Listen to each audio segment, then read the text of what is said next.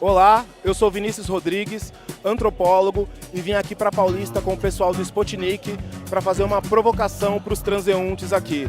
A gente veio para conversar sobre privilégio. O homem tem privilégios na nossa sociedade? Eu quero que os participantes mudem minha opinião, porque eu acho que sim. É isso.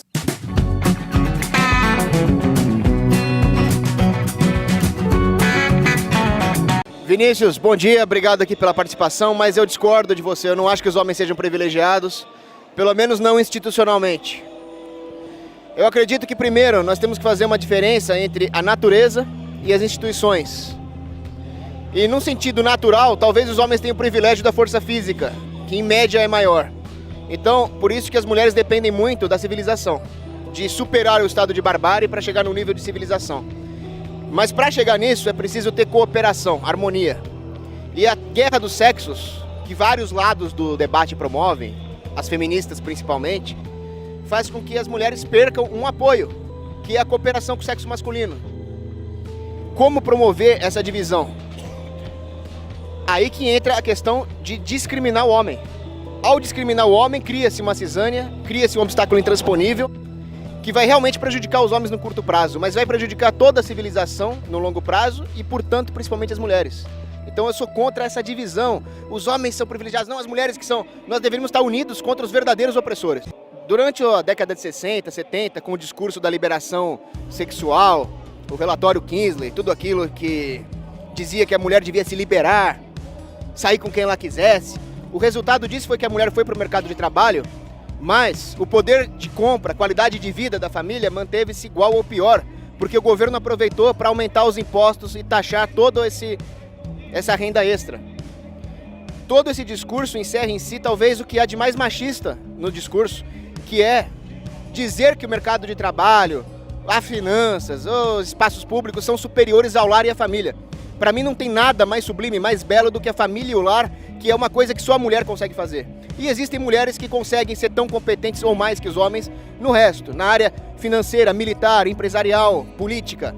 Aí que tá, essas mulheres precisam do mercado livre, porque toda vez que houver uma política afirmativa, nós vamos causar um viés na nossa observação do mercado, como se as mulheres realmente só ocupassem esses espaços por algum tipo de concessão, de intervenção estatal, sendo que as mulheres que são competentes por si mesmas, não por causa de uma ação afirmativa, precisam ter a chance de demonstrar isso. Então eu não acho que o governo devia impor uma política salarial igualitária. Os salários são preços no mercado que deveriam flutuar livremente na economia. Hoje existem intervenções do governo que tornam o custo de contratar uma mulher proibitivo para o empresário. Ah, tem licença isso, licença aquilo, privilégios, mais privilégios, mais privilégios. Simplesmente o empresário não vai querer contratar. E aí a mulher vai ficar subprecificada. Essa subprecificação se reflete em salários menores. Deixa o salário rolar. Se a mulher quiser ser dona de casa, parabéns para ela. Se ela quiser entrar no mercado de trabalho, o mercado tem que estar livre para poder acolhê-la. É isso. Eu não acho que a mulher é menos competente. Eu acho que ela tem vocações diferentes e eu acho que as mulheres podem ocupar qualquer espaço que elas queiram, desde que elas sejam individualmente competentes. E muitas realmente são. Se houver algum empresário machista que não vai contratar uma mulher só porque ele é machista, por pura discriminação, ele vai perder uma trabalhadora qualificada por causa do preconceito dele e um empresário mais visionário vai contratá-la e vai ter lucro. E assim a economia se reajusta. Ele vai contratar uma mão de obra qualificada que está subprecificada. No mercado isso é uma operação praticamente de arbitragem. Então o mercado corrigiria isso. O problema não é um ou dois empresários machistas. O problema é realmente a intervenção do governo na economia que torna mais difícil contratar. E aí o empresário vai querer correr menos risco, ele vai querer contratar alguém que não engravide, alguém que não tenha licença maternidade. O que nós precisamos é acabar com a intervenção do governo na economia para que realmente as relações sociais reflitam a sua própria natureza. Se a mulher tem uma natureza maternal, ela cuida do filho e depois ela entra no mercado de trabalho livre. Deixa as relações sociais fluírem da maneira mais espontânea possível. Em países extremamente liberais, ou mais liberais que o Brasil, a gente ainda tem uma diferença de gênero tão grande.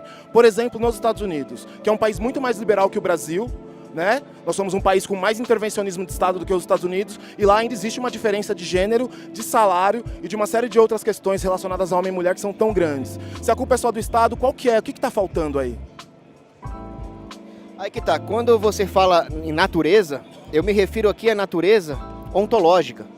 Uma coisa que transcende a própria biologia. Então não estou aqui me referindo a um estado natural, pré-civilizacional.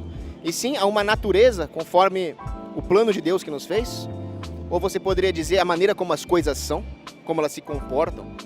Então, quando nós fazemos uma cadeira ou desenvolvemos uma tecnologia de uma câmera, por exemplo, isso faz parte da nossa natureza inventiva criativa, não vai contra a nossa natureza.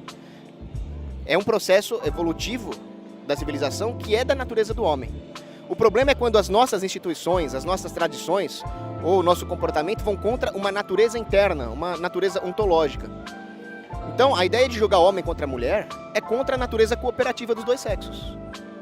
E eu discordo de você também na questão biológica, porque eu acho que existem diferenças biológicas, psicológicas, profundas entre homens e mulheres, que não os tornam inferior ou superior, e sim diferentes.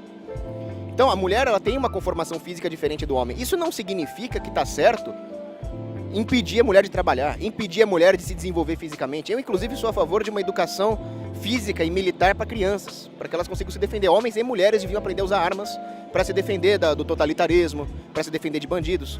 Então, o meu ponto é que o indivíduo tem que ter a liberdade de exercer aquilo que é particular seu.